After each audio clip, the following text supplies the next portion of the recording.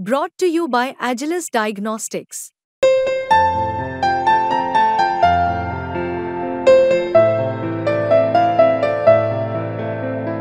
Agilus Diagnostics. रविवारी कोल्हापुरातील विशाळगडावरील घरं, दुकानं, गाड्यांची केलेली तोडफोड, दगडफेक, जाळपोळ यामुळे विशाळगडाच्या अतिक्रमणाचा मुद्दा चांगलाच पेटलाय। मात्र ज्या विशाळगडावरून वाद पेटलाय त्या विशाळगडावर एक दर्गा देखील आहे। ही दर्गा मलिक रेहान यांची असल्याचं बोललं जातं।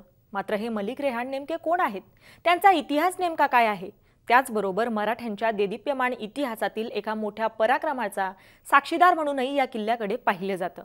त्यामुळे इथे इतिहासात नेमक्या काय काय घडामोडी झाल्या आहेत जाणून घेऊयात पुढील काही मिनिटात या व्हिडिओच्या माध्यमातून। नमस्कार, मी छाया आणि आपण पाहताय मुंबईत। इसवी सन 1190च्या सुमारास दुसरा राजा भोज यांनी आपली राजधानी कोल्हापूरहून पन्हाळ्यावर हलवली। त्यानंतर त्यांनी घाटमार्गाने रक्षण करण्यासाठी अनेक किल्ले बांधले। त्यापैकी किशागिला हा एक किल्ला होता। हाच किशागिला म्हणजे आजचा विशाळगड। किशागिला, भोजगड, खिलगिला, खेळणा आणि पुढे विशाळगड अशी या किल्ल्याची नावं कालांतराने बदलत आली आहेत। नंतर हा किल्ला यादवांच्या हाती गेला। यादवांचा अस्त झाल्यावर दक्षिणेत बहामणींची सत्ता उदयाला आली। इसवी सन 1453 मध्ये बहामणी सेनापती मलिक उतुजार हा किल्ला घेण्यासाठी कोकणात उतरले।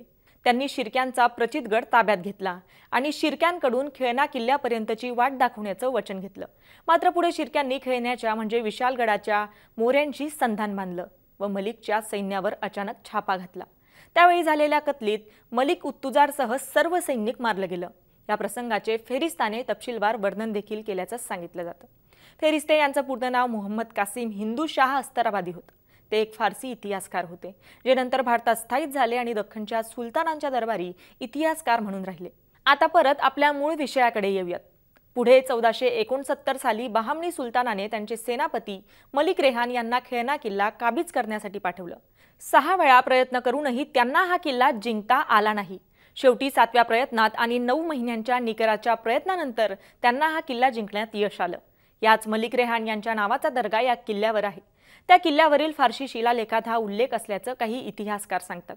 याविषयी पुढे इतिहास अभ्यासक आणि लेखक सरफराज अहमद असं सांगतात की 15व्या शतकातली ती दर्गा असण्याची शक्यता आहे। मुघलांच्या काळातील दस्तऐवजांमध्ये या किल्ल्याचा उल्लेख आढळतो। शिवाजी महाराजांच्या आधीपासून या किल्ल्यात दर्गा असल्याचं आढळतं। मात्र शिवाजी महाराजांनी सुद्धा या दर्ग्याला कधी धक्का लावला नाही। पुढे औरंगजेबाने जेव्हा हा किल्ला ताब्यात घेतला तेव्हा ते त्या दर्ग्याच्या दर्शनासाठी जायचे। मोहम्मद तुघलकांनंतर प्रदीर्घ काळ हा किल्ला बहमनी, आदिलशाही या मुस्लिम सत्तांकडे होता, असंही इतिहास अभ्यासक आणि लेखक सरफराज अहमद सांगतात। पुढे 1659 मध्ये जेव्हा शिवाजी महाराजांनी पन्हाळा ताब्यात घेतला त्याच वेळेस त्यांनी खेळणा किल्ला जिंकून त्याचं नाव विशाळगड ठेवलं।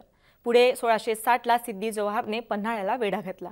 त्याचवेळी जसवंतराव दळवी व शृंगारपूरचे सूर्यराव सुर्वे विशाळगडाला वेढा घालून बसले होते। पन्हाळ्याच्या वेढ्यातून बाहेर पडून विशाळगडाकडे जाताना महाराजांनी हा वेढा फोडून काढला व महाराज विशाळगडावर सुखरूप पोहोचले। त्याआधी पावनखिंडीत 300 निवडक मावळ्यांसह बाजीप्रभूंनी सिद्धीचे सैन्य रोखून धरले व आपल्या प्राणांची आहुती दिली। शिवरायांनी विशाळगडाच्या मजबूतीकरिता 5000 होण खर्च केल्याचा उल्लेख आहे, असं काही अभ्यासक सांगतात। पुढे संभाजी महाराजांनी विशाळगडावर अनेक नवीन बांधकामं केली, असं देखील काही अभ्यासक सांगतात। इसवी सन 1689 मध्ये संभाजी महाराज विशाळगडावरून रायगडाकडे जाताना संगमेश्वर येथे तुळापुरीत पकडले गेले व त्यांची निर्घुण हत्या झाली। त्यानंतर राजाराम महाराजांच्या काळात विशाळगड मराठ्यांच्या हालचालीचं प्रमुख केंद्र बनलं। रामचंद्रपंत अमात्यांनी विशाळगडाला आपलं मुख्य ठिकाण केल्यामुळे या किल्ल्याला राजधानीचा दर्जा प्राप्त झाला। 1701 साली राजाराम महाराजांच्या मृत्यूनंतर त्यांच्या तृतीय पत्नी अंबिकाबाई विशाळगडावर सती गेल्या। डिसेंबर 1701 मध्ये औरंगजेब स्वतः मोठ्या फौजेनिशी विशाळगड घेण्यासाठी आले आणि त्यांनी हा किल्ला जिंकला। पुढे 1707 मध्ये ताराराणीने विशाळगड पुन्हा जिंकून घेतला। पुढे विशाळगड करवीरकरांच्या ताब्यात गेला। त्याच काळात देशात इंग्रज स्थायिक झाले होते आणि 1844 साली इंग्रजांनी विशाळगड जिंकून त्यावरील बांधकामं पाडून टाकली।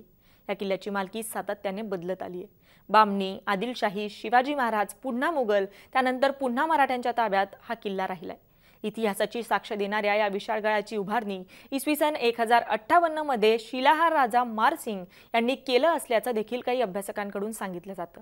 हा किल्ला मराठ्यांच्या देदीप्यमान इतिहासातील एका मोठ्या पराक्रमाचा साक्षीदार आहे आदिलशाही सरदार सिद्दी जौहर याने टाकलेल्या पन्हाळगडाच्या वेढ्यातून शिवाजीराजांनी करून घेतलेल्या सुटकेमुळे या किल्ल्याचं नाव अजरामर झालं आणि यासाठी अवघे 300 मावळे घेऊन 8 तासांहून अधिक काळ हजारोंच्या फौजेला गजापूरच्या खिंडीत थोपवून धरणारे वीररत्न बाजीप्रभू देशपांडे यांच्या अद्वितीय पराक्रमामुळे या किल्ल्याचं नाव झालं। पुढे शिवाजीराजांच्या मृत्यूनंतर संभाजीराजांनी विशाळगडावर बराचसा काळ घालवला। त्यांनी या किल्ल्याची डागडुजी तसेच पुनर्बांधणीकडे विशेष लक्ष दिलं।